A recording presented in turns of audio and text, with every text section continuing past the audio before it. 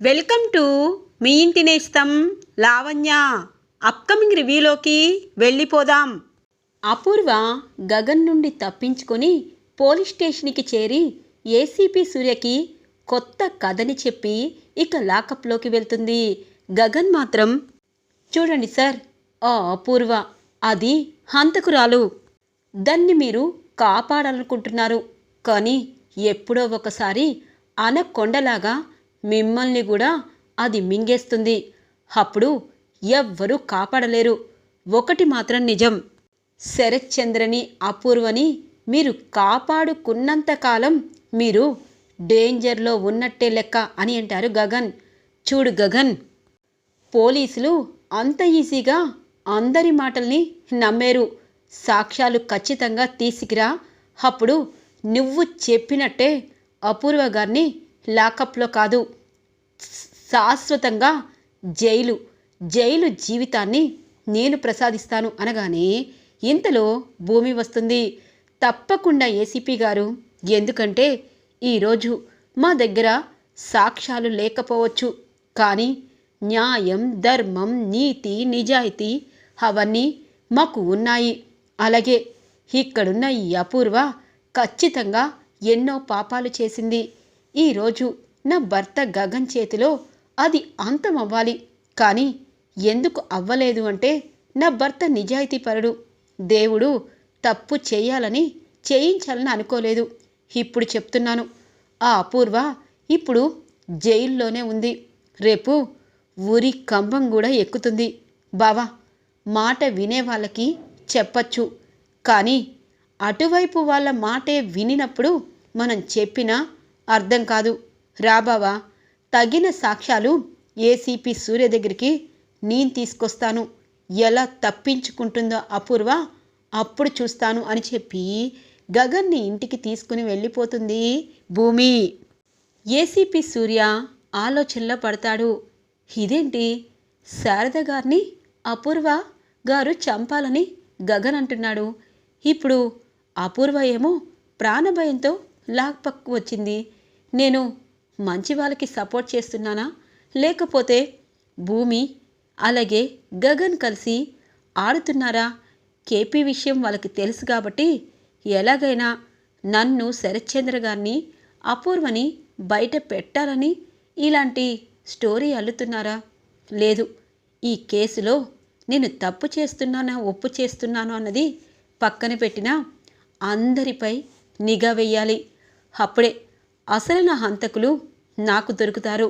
వీళ్ళందరూ ఎవరి గురించి ఏమనుకున్నా అటు గగన్, శారద తన అమ్మని చంపింది అపూర్వ అంటుంది. ఇటువైపు శరత్చంద్ర తన సొంత భావనే కాల్చి చంపేశాడు. ఇప్పుడేమో మా అన్నయ్య చనిపోయాడు కృష్ణప్రసాద్ చేతిలో అని నేను అనవసరంగా కేసు విషయంలో ఎక్కువగా లోతుగా వెళ్ళి వీళ్ళిద్దరికీ సహాయం చేశాను. అటువైపు భూమికి అసలు నిజాలు తెలుసు. ఇప్పుడు నేను వీళ్ళందరినీ నాకు తెలియకుండానే వీళ్ళందరిపై దృష్టి పెట్టాలి అని అనుకుంటారు ఏసీపీ సూర్య. ఇది ఇలా ఉండగా గగన్ని భూమి ఇంటికి తీసుకొస్తుంది. శారద టెన్షన్ పడుతూ, ఏమైందమ్మా భూమి అనగానే, బావా అత్తయ్యకి ఏమీ చెప్పద్దు అనగానే, మీ అమ్మ కాని అమ్మ ఆ హంతకురాలు, అలాగే అటువైపు మీ నాన్న ఇద్దరు చేసిన పాపాల్ని మా అమ్మకి చెప్పొద్దంటావేంటి? అమ్మా, నిన్ను కాల్చి చంపాలనుకున్న హంతకుడు చచ్చాడు. వాణ్ణి పెట్టింది ఆ అపూర్వే అంట కదా, ఖచ్చితంగా దాన్ని చంపడం గ్యారంటీ అని చెప్పి పైకి వెళ్ళిపోతారు. ఏమైందమ్మా భూమి అనగానే జరిగిందంతా చెప్తుంది. అవునా అమ్మ భూమి, జాగ్రత్తగా ఉండు, ఎందుకంటే గగన్ చాలా కోపంగా ఉన్నాడు అపూర్వపై. ఆ అపూర్వ ఇదంతా గగన్ చేస్తున్నాడు, నువ్వు చేస్తున్నాడని అది ఏదైనా చేయొచ్చు అనగానే, దాని ముఖమత్తయ్య కెమెరా రీల్ అంటే కెమెరా ఓపెన్ అయ్యేందాకే అది ఇలా కావాలని అందరినీ మోసం చేస్తుంది. ఒక్కసారి కెమెరాలో వీడియో ఓపెన్ అయితే దాని పరిస్థితి ఎలా ఉంటుందో మీకు తెలీదు.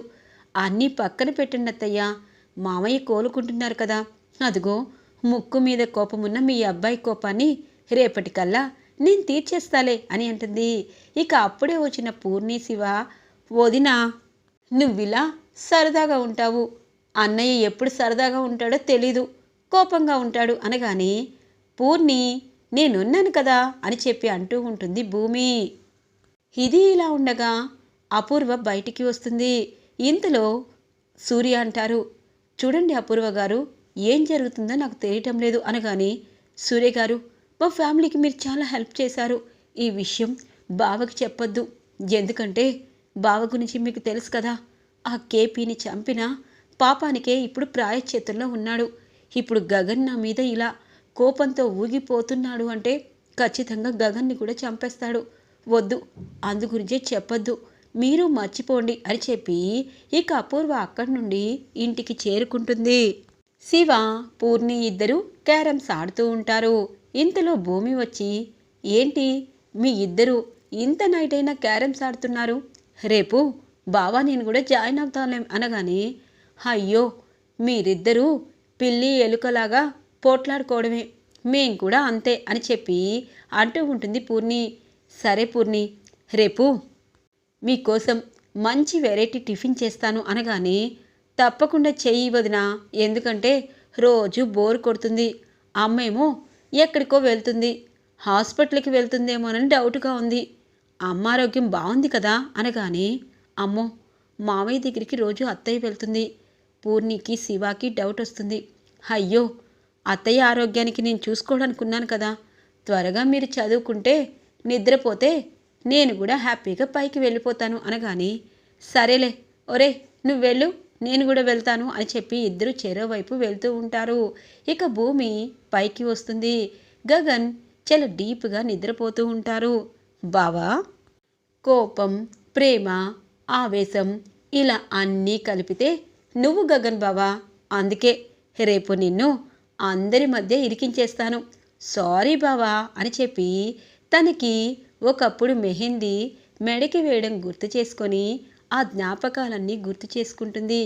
బావా, నా మీద నీకు ఎంత ప్రేమ ఉండేది, కానీ నువ్వెందుకు బావా నా మీద ఇంత కోపంగా ఉన్నావు, నువ్వు కోపంగా ఉన్నా నేను మాత్రం నీతో ప్రేమగా ఉంటాను, అందుకే రేపు నిన్ను అందరి దగ్గర ఇరికించేస్తాను అని చెప్పి ఇక ఐ లవ్ యూ భూమి అని చేతిలో ఇక మెహందీ కోన్తో రాస్తూ ఇక నిద్రలోకి జారిపోతుంది భూమి.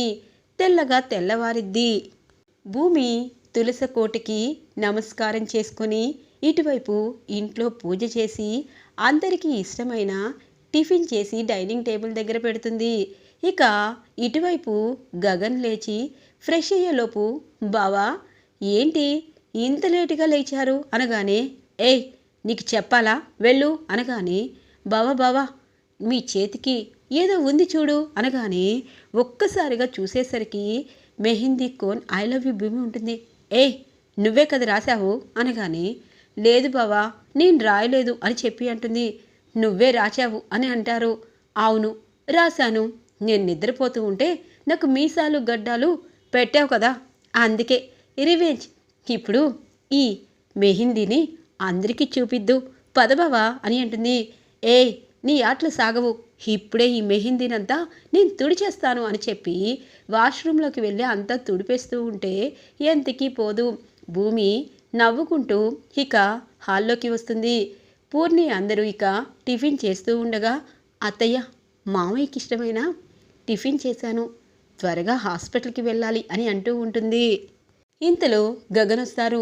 బావా బావా నీకు నచ్చిన టిఫిన్ చేశాను రా అనగానే, ఇంతలో చెయ్యికి గ్లౌస్ వేసుకొని, ఇది కావాలని నన్ను అందరి ముందు ఇరికిస్తుంది, అందుకే గ్లౌజ్ వేసుకొని వచ్చాను అని చెప్పి, సరే పెట్టు అని అంటారు. ఇక అయ్యో గ్లౌజ్ వేసుకున్నావా, ఒకసారి తీయి అని చెప్పి అందరి ముందు గ్లౌజ్ని ఓపెన్ చేస్తుంది. ఐ లవ్ యూ భూమి ఉండడం చూసి శివ, పూర్ణి, శారద అందరూ నవ్వుకుంటూ ఉంటారు.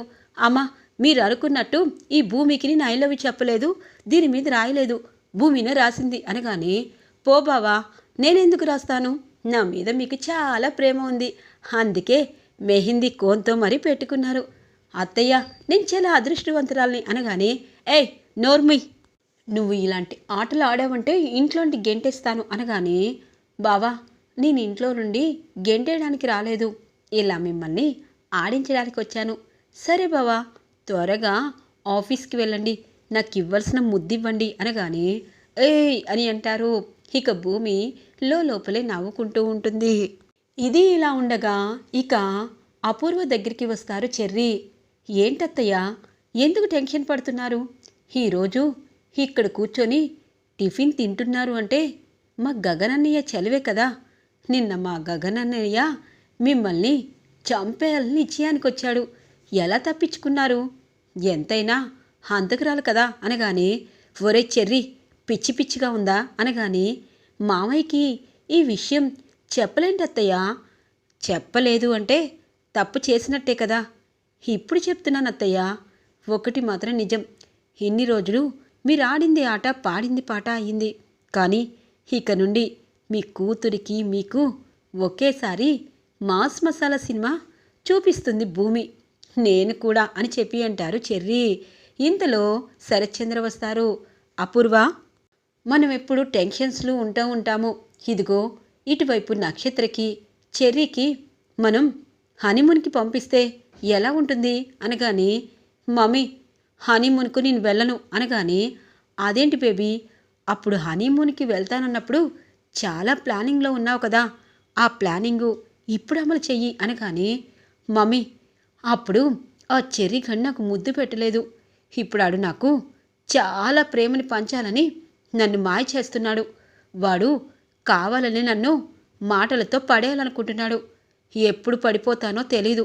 ఎందుకంటే అమ్మాయిలకి పొగిడితే చాలు కదా. అందుకే నేను హనీమూన్కి దూరంగా వెళ్ళను. ఇక్కడ ఉంటే గగన్ బావ అప్పుడప్పుడు కనిపిస్తాడు కాబట్టి గగన్ బాబాయ్ ప్రేమను కురిపించి చెర్రీగాడు చేసిన ద్రోహాన్ని గుర్తు చేసుకొని పగ తీర్చుకుంటాను. హనీమూన్కి వెళ్ళను అనగానే అమ్మాయి మెల్లిగా మాట్లాడు, ఆ గగన్ పేరు ఎత్తుతుంటే మీ అమ్మ రాత్రంతా కలవరిస్తూనే ఉంది అనగానే అవును, మా అమ్మకి గగన్ బావ అంటే నచ్చదు. ఇదిగో వీడంటే చాలా ప్రేమ, అందుకే అనగానే ఏంటి చెర్రీ వెళ్తావా అనగానే మామయ్య, వెళ్ళాల్సిన టైం వచ్చినప్పుడు ఖచ్చితంగా వెళ్తాను. అలాగే అమ్మ నాన్న గురించి ఎక్కువగా బాధపడుతుంది. అమ్మకి తోడుగా నేను ఉండాలి, అందుకే ఉండాలనుకుంటున్నాను.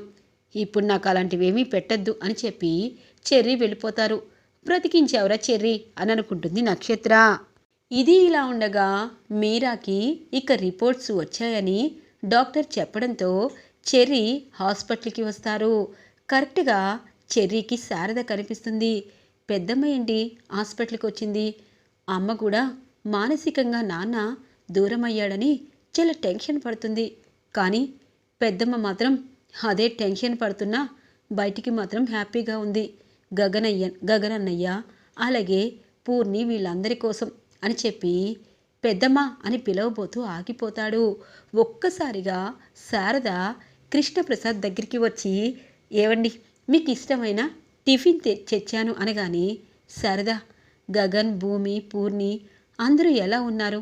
నిన్ను మీరాని చూశాను, కానీ నా పిల్లలందరూని చూడాలనిపిస్తుంది అనగానే అయ్యో, కొన్ని రోజులు మీరు ఇలాగే ఇగో రహస్యంగా ఉండాలి. మన కష్టాలన్నీ మన బాధలన్నీ తీరాక హ్యాపీగా ఉండొచ్చు. మీరాని అలా చూస్తూ ఉంటే నాకు బాధ అనిపిస్తుంది అనగానే చెర్రీ ఒక్కసారిగా కిటికీలోని చూసేసరికి కృష్ణప్రసాద్ కనిపిస్తాడు. ఒక్కసారిగా షాక్ అయిపోతాడు చెర్రీ. నాన్న, మీరు బ్రతికే ఉన్నారా? పెద్దమ్మకి విషయం తెలుసా? అందుకేనా పెద్దమ్మ పూలు బొట్టు అన్నీ పెట్టుకుంది? మరి నాన్న ఎలా బ్రతికారు? మరి ఆ శవం ఎలాగా? అసలు ఏం జరుగుతుంది? నాన్న బ్రతికే ఉన్నారు. నాన్న దగ్గరికి వెళ్తే అమ్మో లేదు, సీక్రెట్గా నాన్నకి వైద్యం చేయిస్తున్నారు. ఇది భూమికి, గగనన్నయ్యకి తెలుసా? ఏదైతే నాన్న బ్రతుకున్నారు. నాన్న, ఐ లవ్ యూ. ఆ దేవుడు మమ్మల్ని మీ దగ్గర నుండి దూరం చేయలేకపోయాడు. చాలు. కానీ ఒకటి మాత్రం నిజం, భూమికి అడిగి అన్ని నిజాలు తెలుసుకోవాలి అని చెప్పి ఇక చెర్రీ చాలా ఆనందంగా ఇంటికి చేరుకుంటారు. అమ్మా అమ్మా అని పిలుస్తారు. ఏరా చెర్రీ, ఏమైంది నాన్న? నేను బాగానే ఉన్నాను. నువ్వు నక్షత్ర హనీమూన్కి వెళ్ళలేకపోయారా అనగానే అమ్మా, ఖచ్చితంగా వెళ్తాము. నిన్ను చూస్తుంటే నాకు బాధగా ఉంది. నువ్వు చాలా మానసికంగా డల్గా ఉన్నావని రిపోర్ట్స్ కూడా వచ్చాయి.